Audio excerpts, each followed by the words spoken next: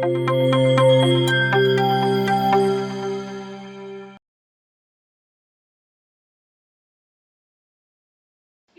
just taking forward from this, because during the pandemic, what has also happened is it has, of course, exposed the inequalities in a way where the work from home has become very difficult, especially for the women in the workforce.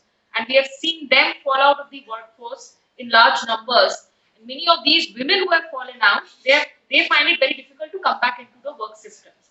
Moving forward in a post-pandemic world, how do you see the development, the designing of our cities happening in a way, be it through our housing communities, our apartments, to our workplaces, to be able to deal with these futuristic challenges, so that they also help the genders to come in into the workplace as equals? Okay, so when I said that 80% of the urban population are employed informally, and most of these people are women. Okay, so if you see the urban women's work participation rate in India, and I think this we should take it very seriously.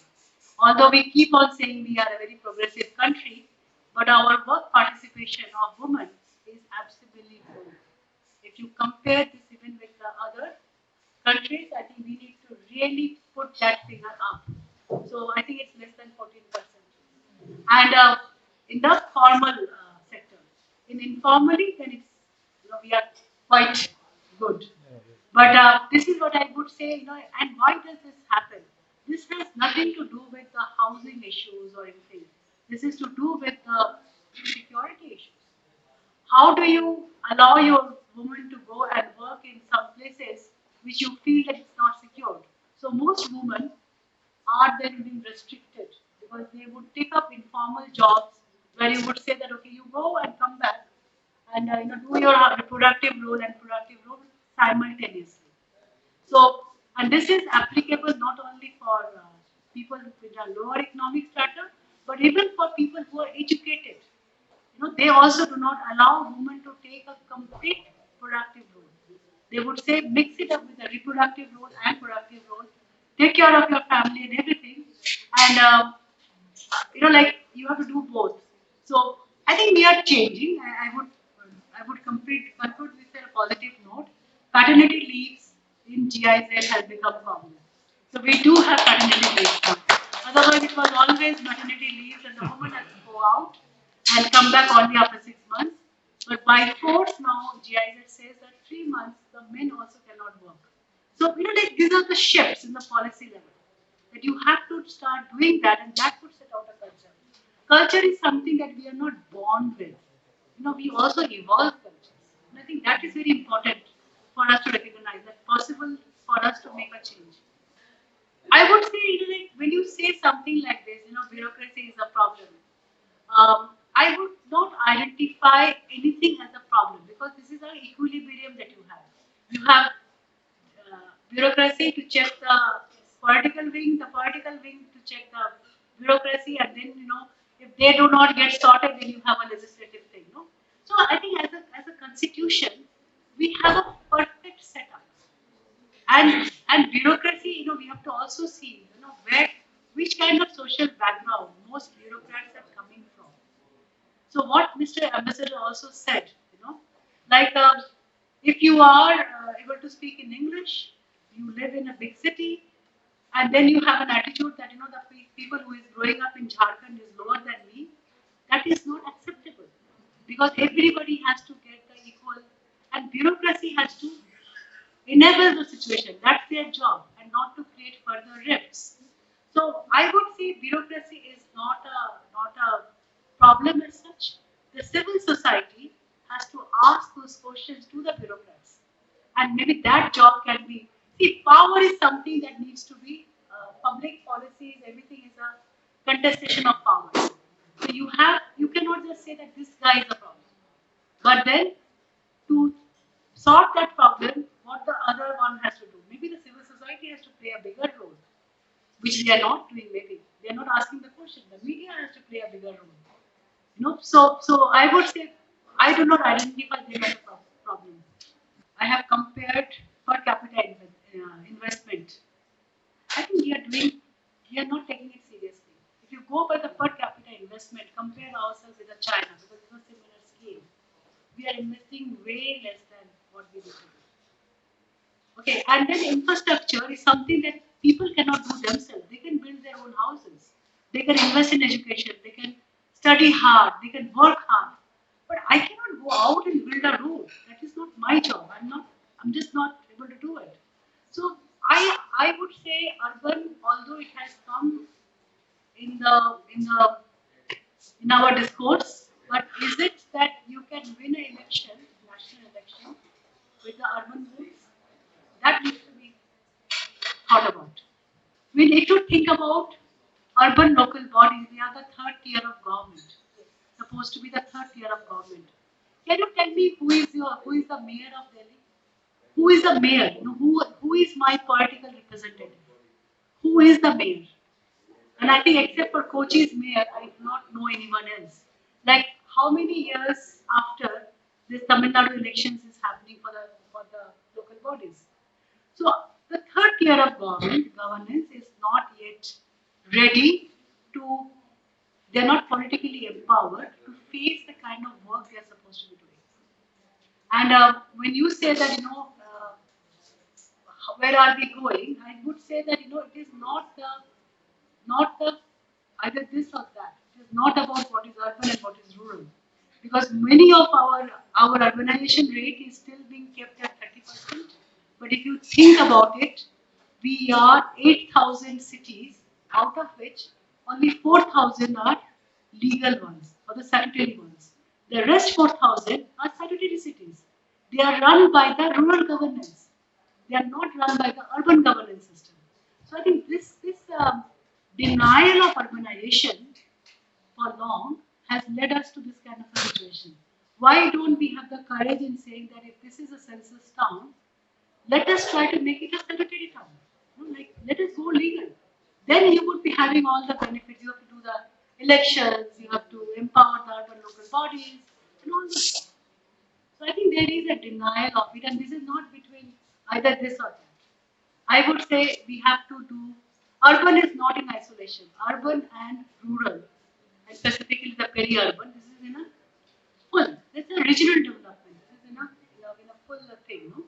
Yeah, so as GIZ, we partner with national government and also at the state and the city level, and we work, we co-create, we collaborate. So it is the government of India's policy level things, and we give the so-called advices, technical support, and all this stuff. Um, I would say, Rahul, what you just said about the affordable housing, I think this is something that we need to decode. There is one is called official affordable housing. That we have a affordable housing policy, and we are also declared affordable housing as an infrastructure status.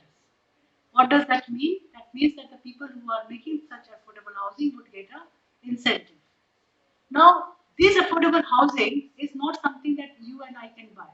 Like it's basically for 25 lakhs, and this is not affordable for most of the people that we are getting say salary of 50,000 rupees or something. So it is not affordable. So where does the housing for this particular clientele gets reproduced, or where do it get done? It gets done informally. So it gets done in Besarai, it gets done in university area, and these are all informal. This is like there would be a person who has something, they would subdivide it into rooms, and that would then come to the market. So what I think is required is that a kind of a clear understanding about what is the standard that we can afford, what is the kind of specifications that we have. Like do we expect that all of a citizen would be living in 1,000 meter square housing? Is that possible for in Delhi? Like, does all students want to live in a flat that is 1,000 square meter? Maybe not. So I think we do know we have to bring in variety in the market for students, for young migrants, for people who have just started their career, and we do not have that variety in the market. In the market, what we produce is a flat which is meant for a family who has the capacity of paying a EMI for 20 years, And when you get a bank loan, you have to be in a formal job. So there are many constraints that we have.